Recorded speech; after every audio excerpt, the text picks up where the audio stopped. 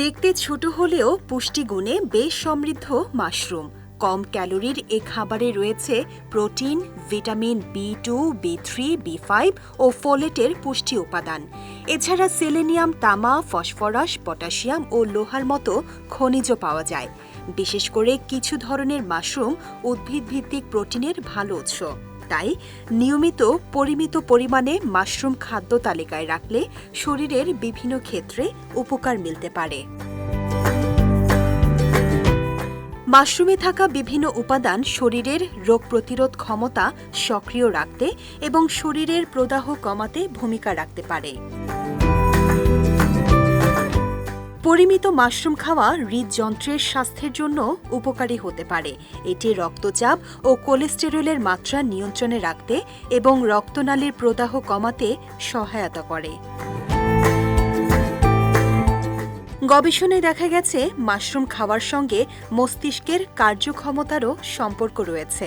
নিয়মিত মাশরুম খেলে স্মৃতি, চিন্তাশক্তি ও মস্তিষ্কের স্বাভাবিক কার্যক্রম ভালো থাকে।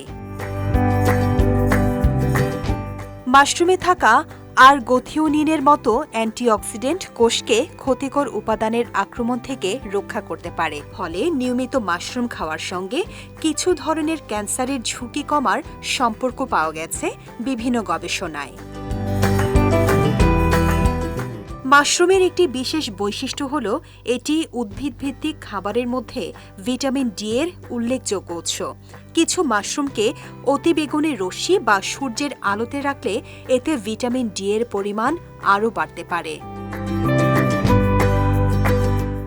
এছাড়া রক্তে শর্করা নিয়ন্ত্রণে, ত্বকের যত্নে, অন্ত্রের স্বাস্থ্য ভালো রাখতে, ওজন নিয়ন্ত্রণে, শরীরের প্রদাহ কমাতে, বয়সজনিত কোষের ক্ষতি থেকে রক্ষা করতে, রোগ প্রতিরোধ ব্যবস্থার স্বাভাবিক ভারসাম্য বজায় রাখতে মাশরুম সহায়ক হতে পারে।